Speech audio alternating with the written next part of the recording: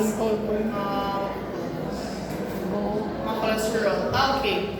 Going back pala sa mga ancillary procedures, gusto ko lang i-discuss sa inyo ang mga common procedures sa cardiac cases. 2 common procedures na ginagawa sa cardiac cases. 3 pala. Una is CABG. That's your coronary artery bypass graft. How does that happen? Di ba your heart supplies itself. Di ba heart mo, meron sila coronary arteries na ginasupply ang heart mismo. Right? Kung ang coronary arteries mo, dako ang occlusion, hindi niya na masupplyan ang heart. Ano ang ginaobra kung mag-bypass ka? Gakwa sila vessel sa imo.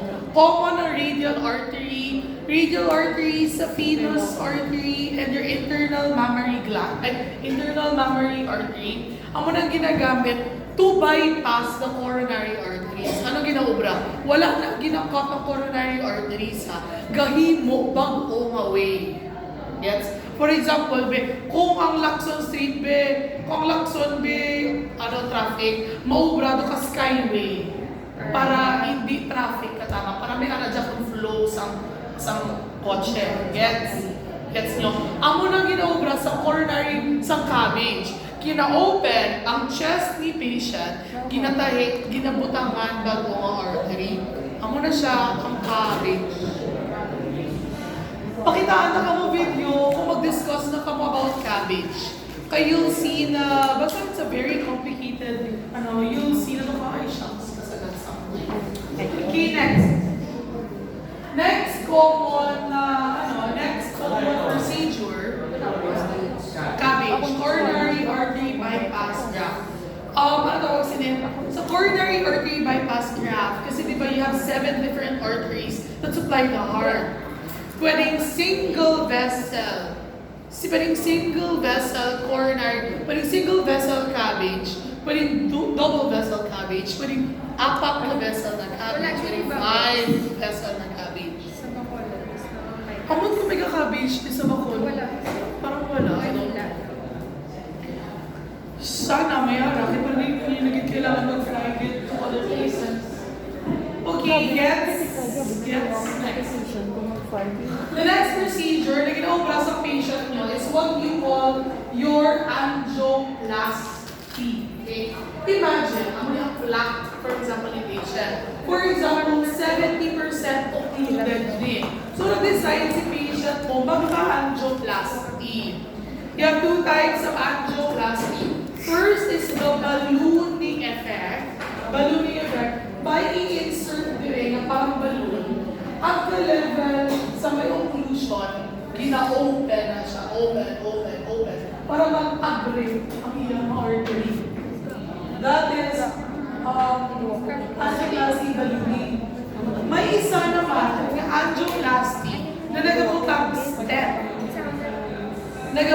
stent. Ang itsura sa stent nyo, kita ka muna sa ballpen nyo. Pag open nyo sa ballpen nyo, may spring. Amo na kagamay yun ang stent. Ang stent na, gina-insert lang sa vessels, mesh na ibong stent, para may daluyan Japon ang blood ni patient. Miss question, ang ballooning, balamis, mabalik mo man na ang vessel. Do ka delikado man ang miss. May ara na Japon time frame. Like kung mag-ballooning ka ganit, it's only good for 1 to 2 years. Your stance is good for 2 to 4 years, depende sa person. Miss nga nag-ballooning pa siya misaw, taligin stent niya na lang. These procedures are very, very expensive. Siguro the ballooning will cost you around 300,000 sa heart center. Heart center is a semi-private, pero more on public hospital. So, balik cheaper pa na ang price. Siguro kung magpa-angioplasty ka na ballooning, siguro 300K. Magpa-stent ka, that's 500 per stent. So, kung 4 ka vessels, 500 times 4 yan. Sa kada stent. Yan. CABG naman, gin-ask ko one time ang isang patient, ma'am, if you don't mind, mamakot ko tagpila. Pila ka lang mga bayan. single vessel cabbage costs at around 750,000. So imagine, kung may patients ka mo, a 4 vessel cabbage, siguro millions yan. Kaya, be very, very kind sa inyong mga patients. Kasi aside from, surgery sila, they are very, very broke na rin. Kasi imagine, 2 million, tapos farmer, di pa sila be well off, gusto lang nila i-save ang ilabigadan. For example, din, takot ako, nakatamas ang gasto. Tapos, ikaw pa nga piti, agad yung ka-filming, gusto mo lunch ka na, will be extra sensitive, especially sa patients. Questions? Next. Very important to ask also the lifestyle of the patient. Smoker ka ba? Gainom ka ba? Alcoholic drinks? For the alcoholic drinks, you need to ask what alcoholic drinks. Kasi wine is different from vodka, different from beer, different from ganyan. Okay, next. Important to ask also if ang patient mo gayosi. Okay? Okay, gaya ko example. Manolo, gaya ko number of sticks. Random lang. Random lang na number of sticks. A day. Isa pa ka. Ay! Natulog ka. Gusto ko lang pa-participate. Sige, for example, 10 sticks a day. Wala akong malikaw. Gumagamit lang ko suggestion. For example, 10 sticks a day.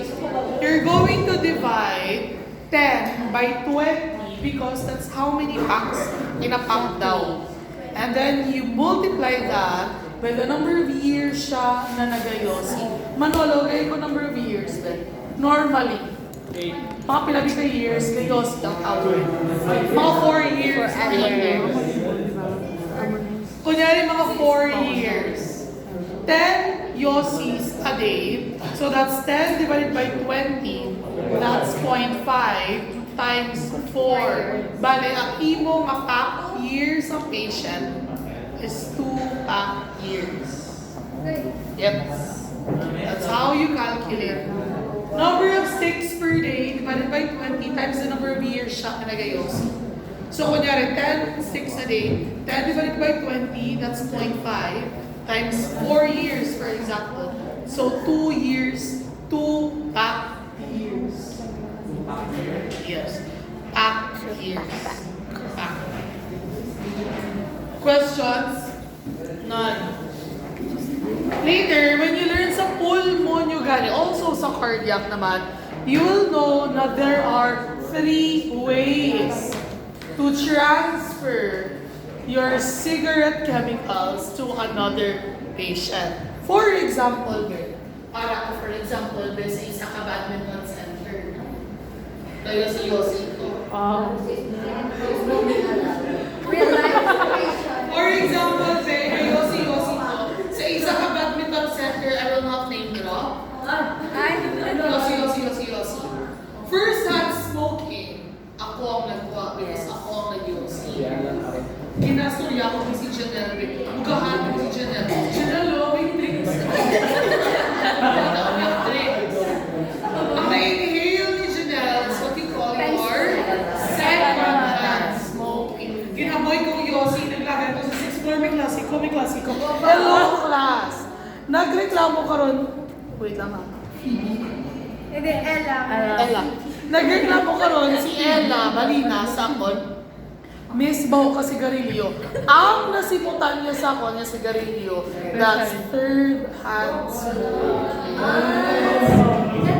Especially sa lung center or centers nyo na very heavy sa pulmo cases, they are very, very, very, very strict sa smell ng smoke. Kung kunyari PT ka, nagyosi ka, i-treat mo ang patient ka may emphysema. Hindi ka balikan treat patients kung gayosi. Kung PT ka na yan. Siyempre, ikaw bahala. Kasi yun mo, Because especially sa lung center, common katama, wala nga may patient, sila nga babae ibe, nga may lung cancer, wala man gayosi. Ang iya nga bana, wala man gayosi. Pero go-work siya sa call center. So pwede no sad lang na nakadevelop siya yung lung cancer sa hindi man iya sa dahil yung occupation. Mas tala after this or second? Hindi naman mas tala, pero kung naka-inhale ka, yosi, sa either first, second, or third, you're no different sa mga gasmo. So, if you hang out with friends sila gayosi, and then you smell them all the time, you're no different na ikaw na mismo nag-smoke. Hindi na ka mo magupod, hindi ka mo alay mag-ano yung sa friends mo gayosi. Grabe naman effort. Okay, next, physical environment. Same lang nga, walang difference sa mga cardiac cases. Okay, next, patient's goal. You're going to ask the patient kung ilang ang goal. I see you, pero makita sa patient mo, sir, ano gusto mo, sir? Gusto ko niya magbalik sa amo na gusto ko magbalik liwat sa work ko. Ask the patient ang ilang ang goal, okay? Questions? None. Okay, we'll start sa objective findings.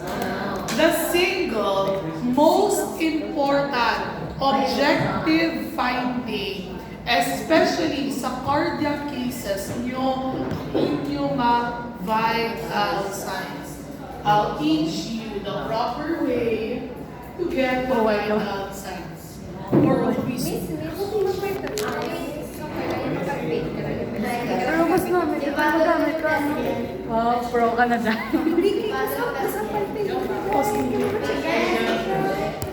Mano ko sir? Sir? Kawal ka nga. Kawal ka. Sir. Ako Si, kawal ka balik na. sir. Pagkasiga na din. Okay. Di ka lalayo, Sidney. Sala ko na. To take the vital signs of a cardiac patient first, it is imperative that the hand of the patient should be at the level of the heart. Because if you're going to take the BP above the heart, it's lower than usual. If it's below the heart, it's above than usual. It has to be at the level of the heart. Paano namin maging at the level of the heart, ma'am? Utangan niyo sa table or ipon niyo sa inyong kamot. Ay, pwede lang nag-level. Yes. Pero for the girls, for example, may mag-ipit ka, may lapit kami sa inyo, may nga contained, grabe nga area, may like, caution lang. Okay. Sige, anyway, kunyari sa table, you put your sphinx.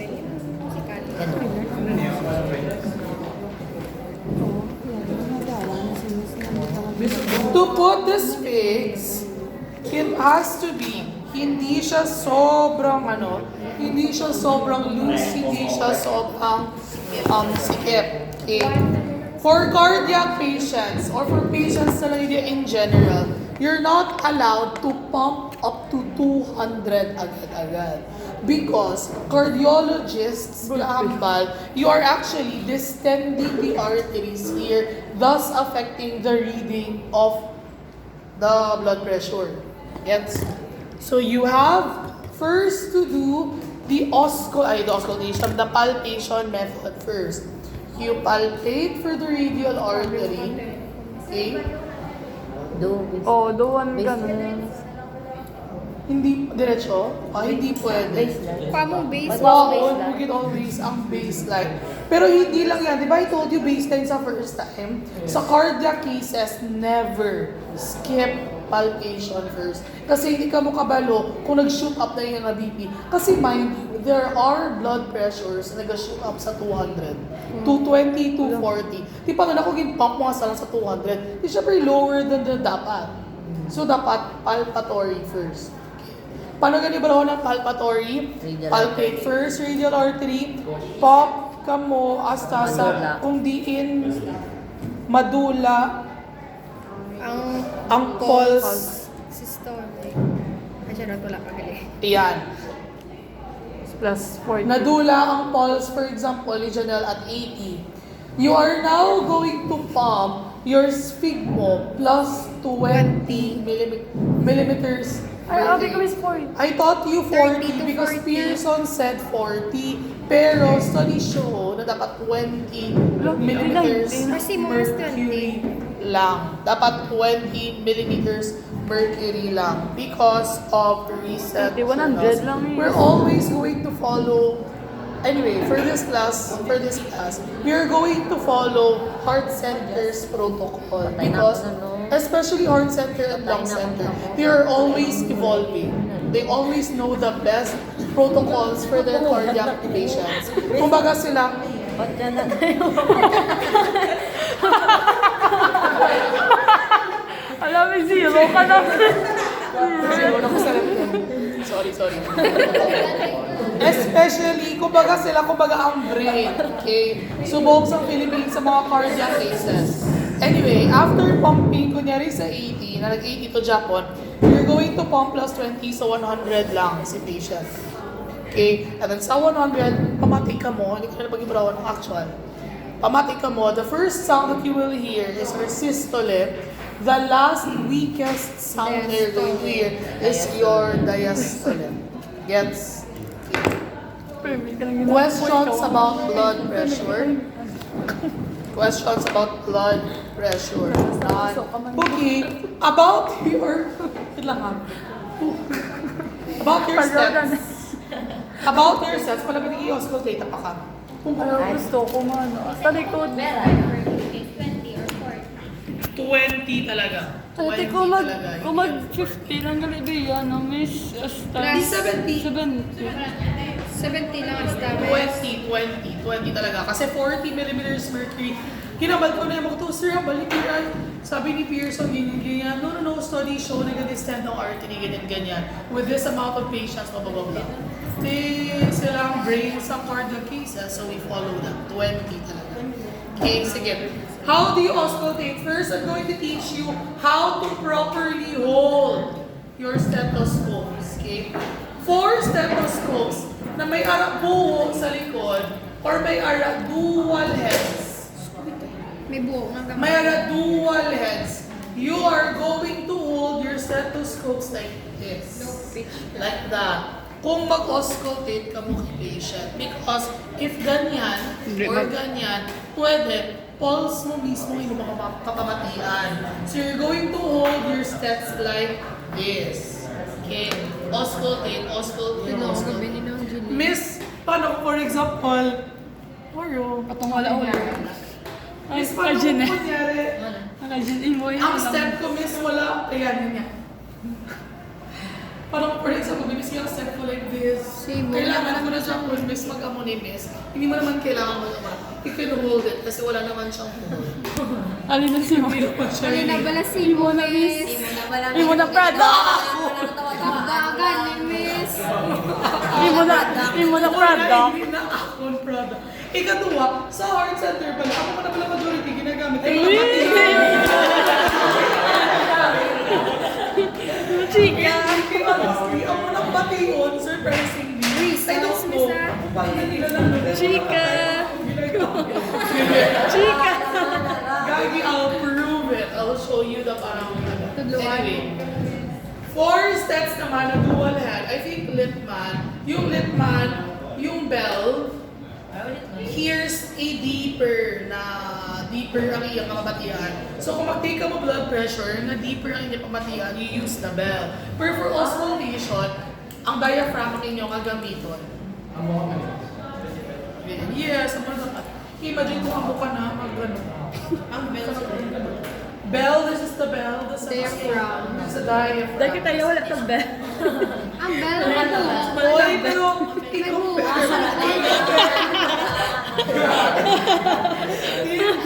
i-compare nyo pala, pamatian nyo sa amo Wala eh. ba yan? Compared sa amo na, tututudo wala katama sila. Amo tayo na kinubra nila sa amo na. Questions? Auscultation pala. Okay, to take the heart rate of the patient, especially for a cardiac patient, we always take first-time cardiac patients sa full minute. That is why I require everybody na may seconds na hand. seconds hand para maano nyo yung iyang mga heart rate. Okay. Dapat, after taking the heart rate, you're going to describe sinus ba ang rhythm, meaning normal, na grabe ba ka-intense, kapinti, or kahina, katama. You're going to document that. For example, Miss, I cannot feel the pulse of the patient. You are going to auscultate the patient.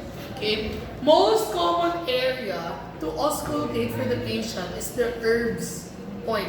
Herbs point is found third intercostal space, border of the sternum. But most cardiologists, hambal nila, to be honest, kung mag-auscultate ka, kung diin na lang nila ang pinakatunog na mabatian mo. Okay? And then the pinatunog ng batian mo usually is at the level of the mitral valve. Anyway, later, sa cardiopulmo assessment, you'll know where. Okay? Miss, for example, lalaki ko, patient ko ba, dako yung breasts. How do I do about that? Para to avoid na ma-feel sa patient mo na ginabastos siya, ihatag mo ang head sa stat kay patient kag siya na magbutang sa iyang area, tapos ikaw na mamati. Mamatas ta sabi, pa-left side. Hindi na siya pagtulokon. Pagbutang niya na ganit, mamati na ka muna ang gaze niyo away from the breast. Gets? Same, later, kung mag-pull mo assessment ka mo gani nga, chest expansion or tactile fremitus. Kung for example, kailangan nyo hindi mag-tactile fremitus kay patient nyo. Basta ko ba kung hindi pa-excuse lang ka mo. Make sure nyo ang inyong ahand, stay put lang dyan ha. Kasi idong-idong pa tayo lang ang mga kamot. Especially sa amunin yung parts of tactile fremitus. Ay, sorry, mama-accident. Yes, masas ka. Basta pull mo ka naman. Okay, normal values pala sa blood pressure. Normal values of blood pressure. Sige, pre-hypertension na lang according to Sullivan, that's stable 13.3. Okay, the normal values, ang systolic naman, it has to be, ang systolic rate nyo dapat 90 to 120. Below that, hypotension. For the diastolic naman, it's 60 to 80. Below that, hypotension. Hypertension lang ipakita ni Sullivan. This is taken from JNC 7. This is yung International Board of Cardiology. They define kung ano ginawa ang hypertension kagili. Okay? For the heart rate, ano ang normal value sa heart rate sa adults? It's 60 to 100. Okay.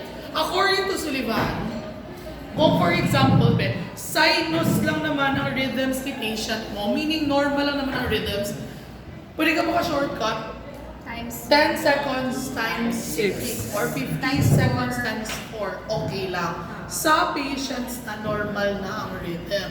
But for patients with arrhythmias or for patients na anytime gataki, full minute.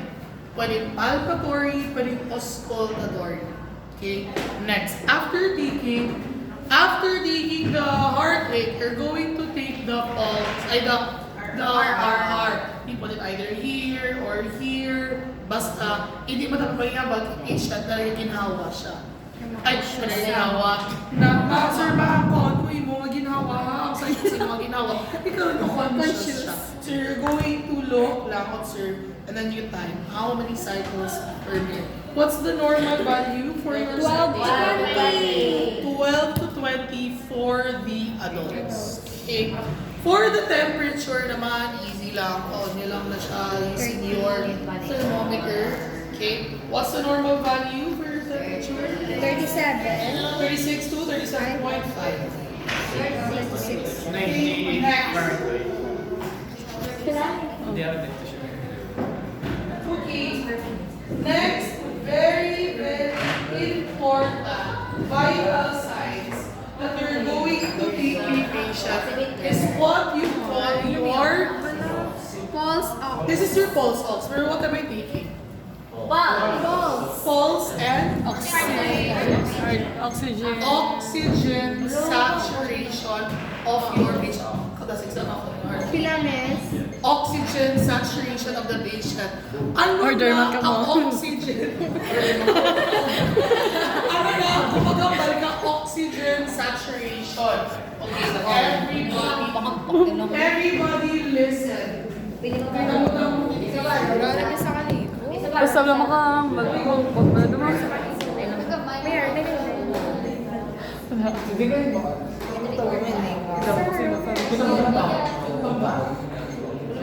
Okay, review lang yung katama. Your right atrium receives blood. Your right atrium receives blood where? Superior.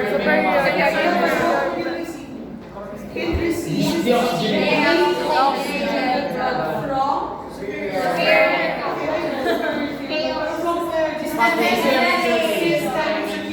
so everything from the legs to the body, everything, it goes to the right atrium through the inferior superior vena cava, right? From the right atrium, it goes to the right ventricle, but it goes through the valves. What valve is that?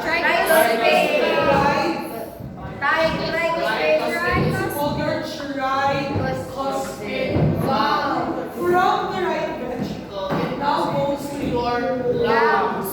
Right? It's a pulmonary artery. But before doing the pulmonary artery, it has to go through first what valve? Pulmonary valve. Okay, now, from the pulmonary valve, it goes down to your lungs. Okay, from the pulmonary artery, it goes to your lungs.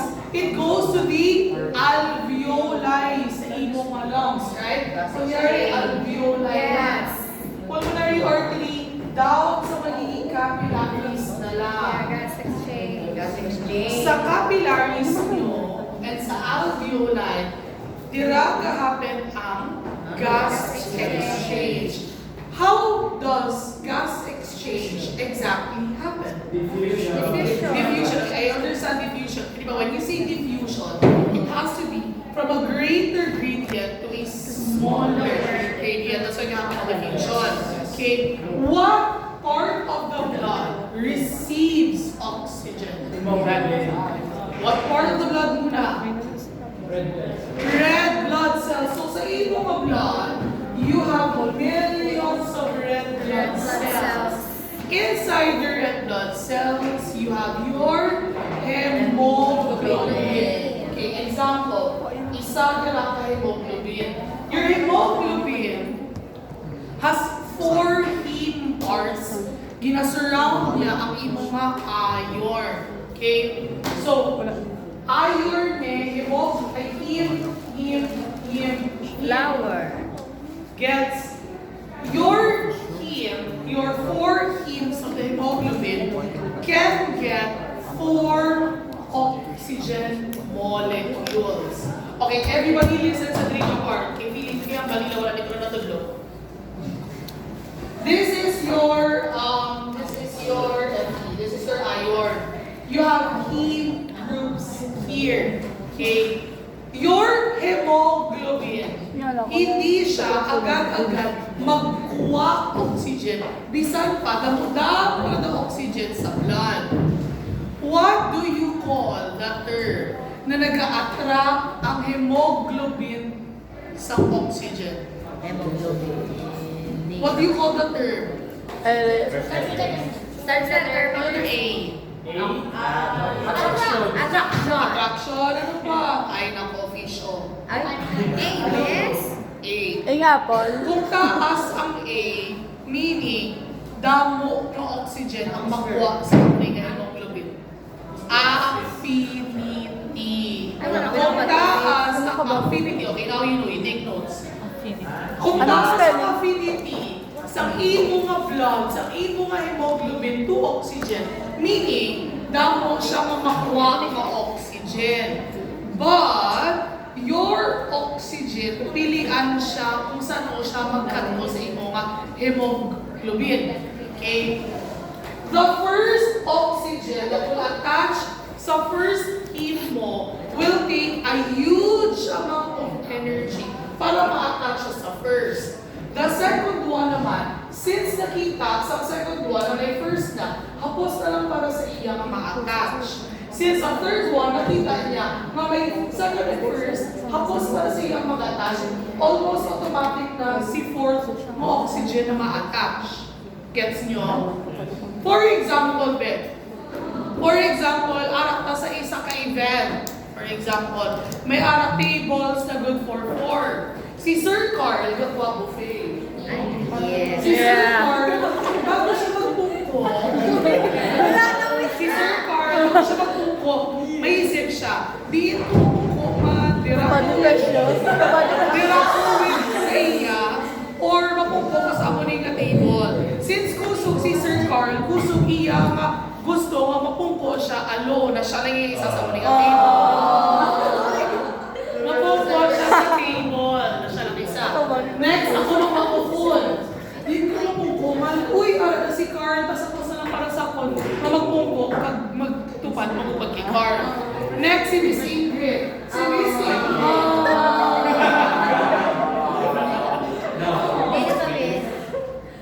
Okay lang siya. Si Miss Ingrid, nagpa siya food. Si Miss Ingrid, nagpa siya food. Uy, my people. So, mapungko siya. Basta-basta lang para sa iya nga magpungko. Last naman niya, si Sir Renzi. May mo siya kakuha food, dito magpungko. Kabalo na siya, matira na siya mag-stay. Okay? What do you call this phenomenon? Affinity is the Oxygen. What do you call this phenomenon na the first oxygen mas dako ang energy niya nga required para ma-attach sa isa ka hemoglobin. Second naman, mas lesser energy. Third, lesser energy. Fourth, less energy. You call that positive cooperativity. You call that positive cooperativity. Now, Miss, ang dapat pala na i-discuss mo, SpO2 lang, managlalapot dire. Explain ko sa inyo. Sa isa ka hemoglobin, hindi naman yan always 4 kabilog na attach. Sometimes 3 lang, sometimes 2 lang. Depende sa affinity sa hemoglobin. Gets nyo? So for example, sa isa ka hemoglobin may RN, 100%. Ang isa ka hemoglobin may 75% lang. Ang isa ka hemoglobin may 50%. Ang isa may 75%. So on and so forth. Gets nyo? The amount of percents, listen, kaya ako na-explain ko sa SpO2. The amount of percents, kung pila ka bilog ka percent, ang isa ka hemoglobin, gina-average na siya sa isa ka red blood cell. Sa millions nyo of red blood cell, i-average na siya ka percent. Amo na ang makita nyo sa inyong pulse oximeter. Gets nyo? So the